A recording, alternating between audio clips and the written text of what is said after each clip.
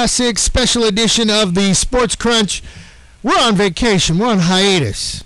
Or will be, soon to be, on vacation. Paul Hollywood get ready to jet to Lily White, Dallas. Why is it Lily White? Because it snowed. Oh, Snow. I saw it.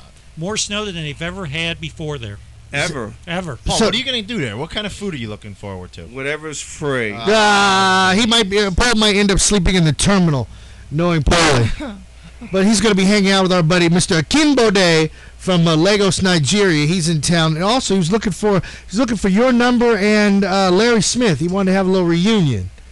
I remember Larry Smith. He was from Chi-Town. Yeah, Larry Smith, formerly from CNN Headline News. CNN. Yeah, Talk to Larry. We had He's that not with- for he's the not US with- Open. Yeah. He's not last year. CNN anymore? Larry is unemployed. That sucks. Hey, What happened? Did they just CNN layoffs? They let a lot lot of people go, and now I don't even watch Headline You News. It don't, looks so. if you don't blog this All-Star game, you may be let go too from A7BN. Ooh. No, man. Is he blogging for the station? He's going to be Twittering. Pressure on. I Twittering. blocked the list to Magic games. Actually, he's been He'll be- Twittering.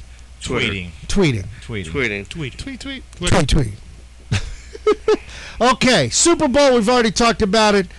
And then Bill Polian's talking about that the Saints, or actually that the Colts really let him down on special teams and his offensive line. Well, that's why he lost the game, for crying out loud. It is what it is. It is what it it's is. The over Magic lost a tough one to Cleveland.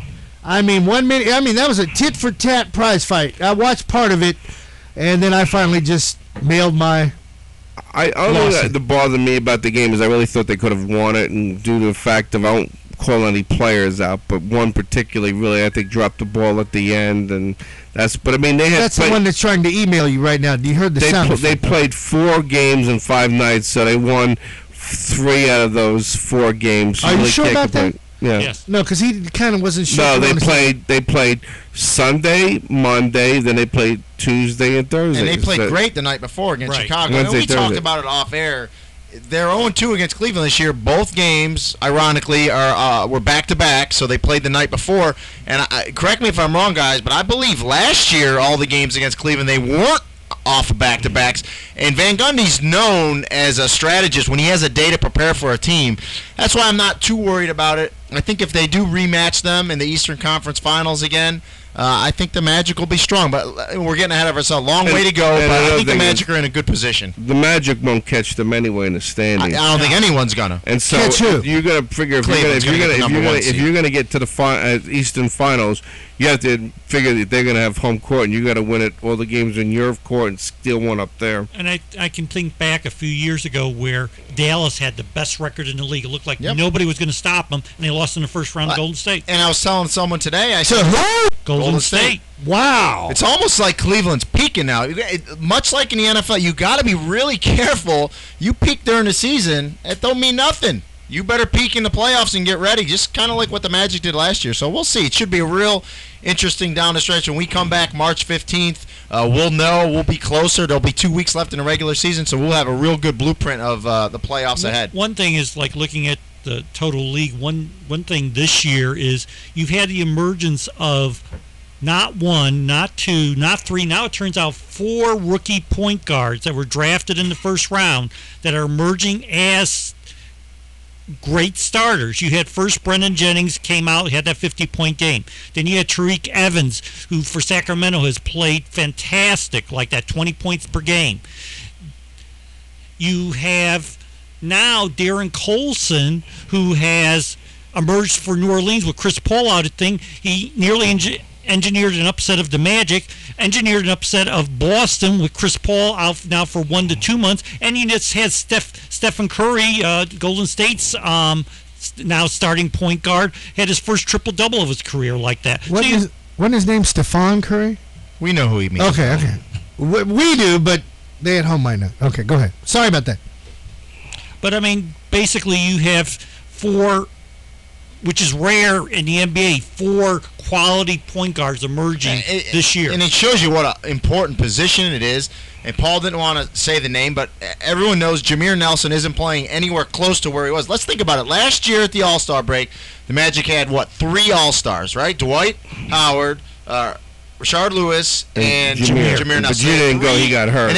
And correct me if I'm wrong, Jameer was going to be a starter, Yes, correct? yes. Yeah. I don't think Rashard was, but he was on the team. So you had 2 starters. This year, Dwight's the only one going. So it shows you those 2 guys' productivity is a little off.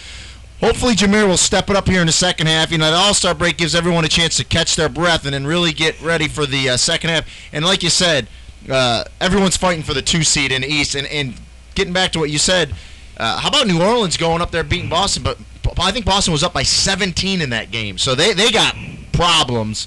We talked about how old they are. They're not going to get any younger in the second half of the season. One person that's been really disappointing for him that the Magic did try to sign was Rasheed Wallace. If you look at what he's done for them, he's done almost nothing. I mean, in terms of rebounding, scoring, he just is a big body out there, but he's not producing. And he's starting to talk. He's starting to cause problems in the locker room, which isn't good. So yeah, Rondo has talked a little bit about egos. Uh-oh. Well, where's Big Baby? What's Big Baby got to say about Big it? Baby is supposedly good potential to be traded. They're talking about maybe trading him to Charlotte for Augustine, the point guard. Wow. See, and I can't wait when we come back on March 15th to see what happened in the trade deadlines because, I don't know what. There's some rumors with the Magic, not much, but the Magic are so loaded. Otis Smith, you never know. He might drop a bombshell and move a couple people. You never know. He may not, but he may. You never know. Right now, you got Brandon Bass, who's basically riding the bench at $4 million a year. Yeah. You got Gortat, who plays 7 to 10 minutes a game, making 5.8. You got Petrus, who's back up to Matt Barnes, making $5.2 million. Right there, you could trade for a quality star player. Yeah. Well, let me tell you something. If they get rid of my buddy Michael Petrus, I'll be a little upset because I like But him.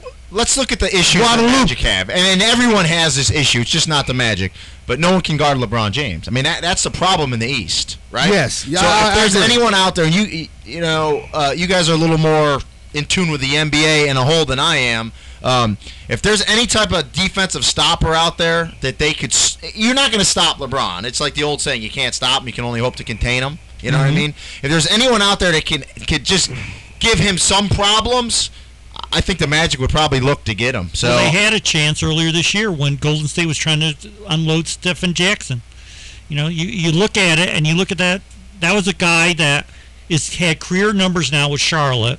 Is a defensive stopper, has a lot of pride, and where's he? Is he still in Golden State or where? No, is he he? went to Charlotte. Charlotte's Charlotte. really driven Charlotte into the playoffs. They were below 500 team when they got him, and now since he's gotten there, he's made them contenders And I again. think earlier- They're selling out again. People are excited. But I in think you're Charlotte. going to see a lot of moves, not necessarily with the Magic. I think you're going to see some big moves in the NBA because there's so many expiring contracts out there and stuff going on. Well, so right it'll now- be interesting. Chicago's talking about Tyrese Thomas got suspended for 1 game, so it's pretty sure he's going to be moved, probably with Kurt Heinrich's contract. You got Amari Stoudemire's out there. Yeah, I don't know why the Magic don't get Stoudemire. Bring him home. I think he would be great in that front line with Dwight, but I just don't, It's a $17 million contract. Who do you give up? Bass, That's 4. Gortat. That's 9. That's 9.8. You're not. I don't. No, I got to keep Petrus. I got to problem keep is, Guadalupe. There's you- nobody you- else in the trade. Problem is, if you move Gortat, you're moving a legitimate center, and Amari's not a legitimate center. He's a power forward. Right. So And like you can even see with that game last night when Dwight Howard was in 5 fouls before the game was over. I mean, yeah. But Well, one- he's got to stay out of foul trouble. Right, but one player that they could potentially that's on the market is Indiana's Troy Murphy. Troy Murphy's a great power forward. It's shot last year 45% from the 3-point line, 39% this year. This is a guy that could really help the Magic. Yeah, and but he to me, can he's rebound. a bigger J.J. Redick. So. Well, we'll find out in 4 weeks what happens on the trade deadline with the NBA. And that wraps up this segment of the Sports Crunch right here on Rock100DIZ.com and actually on YouTube. See ya.